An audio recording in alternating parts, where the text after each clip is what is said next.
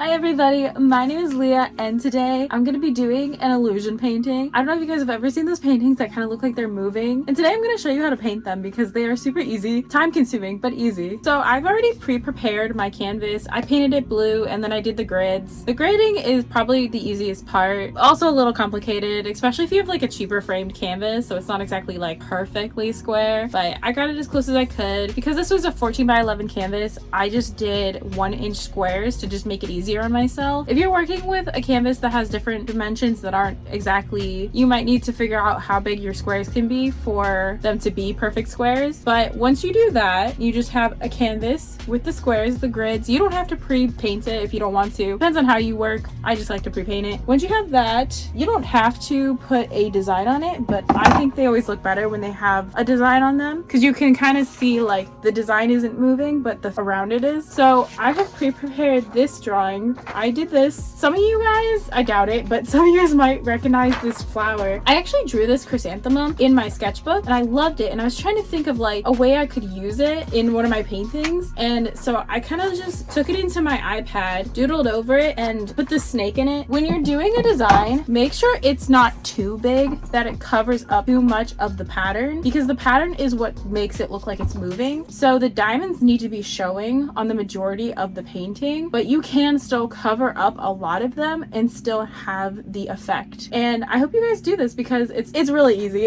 It's just time consuming. Okay, so I finally have the artwork all finished. Originally I was only gonna do the chrysanthemum lined and then everything else I was gonna do unlined, but after looking at it I thought it might help it be more cohesive if I just lined the whole thing, so I ended up doing that. If anyone's curious what pen I was using this one. It's the Sakura Glaze Jelly Roll. I have used the black one. I've never used the purple one, so hopefully this doesn't completely ruin the piece. I don't know why I decided now was a good time to try something new, but so like I said, I do these a fair bit, so I just made this very quick, easy template. Literally all I did was folded a piece of paper in half and then folded it again in half, cut out a little diamond shape, and then I just used some regular tape to reinforce this piece of paper because you're gonna be using this a lot. There are a lot of connectors, so I highly recommend making a stencil. That way you can just put it down, use your pencil or even your Posca if you want to save even more time. So that's what we're going to be doing now, adding all the diamonds. So I just did it with the pencil, and then I'm going to go back over with the white and the black and do the pattern that you need. Now it kind of looks like a tile floor, doesn't it? Like a bathroom tile floor, like a kitchen tile.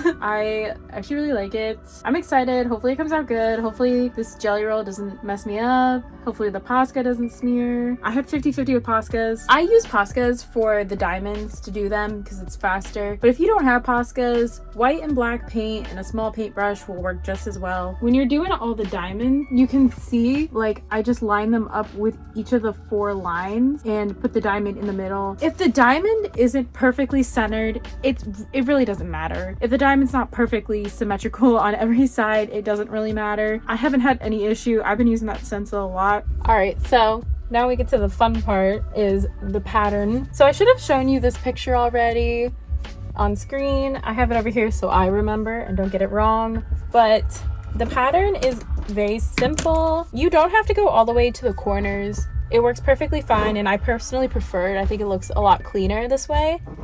So we're doing the top across first. So the first 2 diamonds are black. This one will be white, and then you skip it, and then the next diamond is black, and then these 2 would be white, and then this diamond again would be black, and then this diamond would be white, and then this diamond and these 2 diamonds would be black.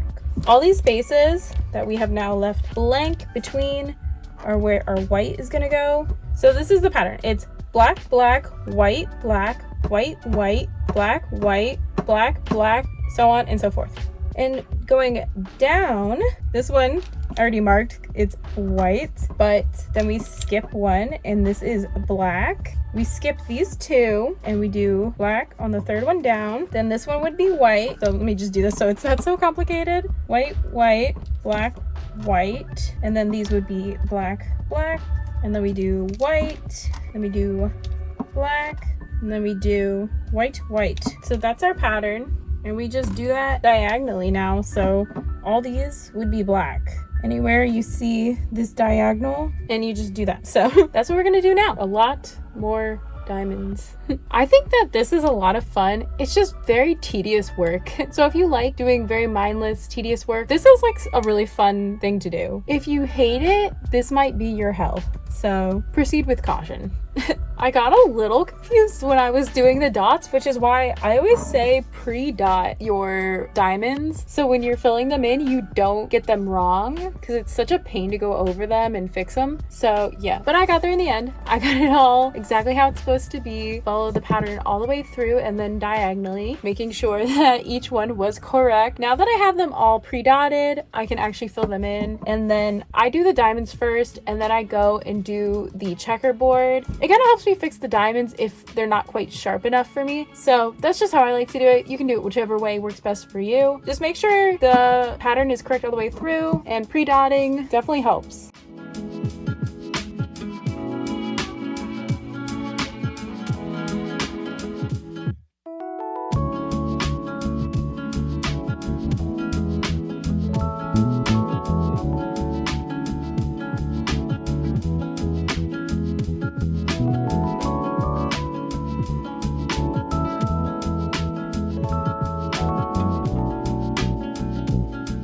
So I just painted all of the squares the turquoise color. I am literally covered in paint, and the top squares are not great. They still need to be cleaned up. The bottom squares are a lot better, but even with it still messy and needing to be cleaned up, you can see how it looks like it's moving already. Like, it looks like the lines are wavy even though they are completely straight all the way across. It's such a cool effect. You can do this with any color. It's just the pattern that has to be that way. I love it. We still have to color the snake in and clean up all the blue. You can see here I got some, and then I'm out of my lines. I kind of got more used to how the squares should look, so it was easier to paint them than at the top. I also can't see the top very well because of how I have to film. Otherwise my head would just be in the way of the camera the whole time, and I don't think that would be enjoyable to watch. So then I was working on the snake, and originally I wanted it to be like a garden snake because I know that they're smaller, and I figured this is probably like a smaller snake, and it seemed like the majority of them were like a brown color. So originally I painted the snake brown, but I went over it with green, so it kind of ended up becoming more like a greenish brown.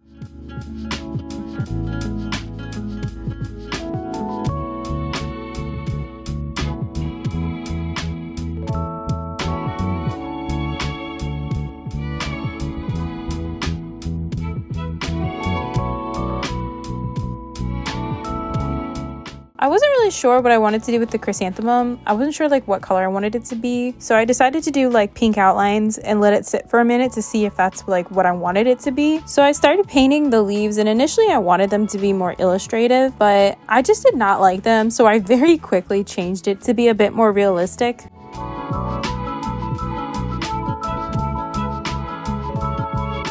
I decided I just wanted to paint the chrysanthemum pink. I couldn't think of another color that would really look good with the blue and the green of the snake. I went over the chrysanthemum so many times. I feel like there were a few times where it was good and I should have just stopped, but I just kept going and I overworked it. I still think it came out really good, but I think if I had just stopped before I overdid it, it would have looked better.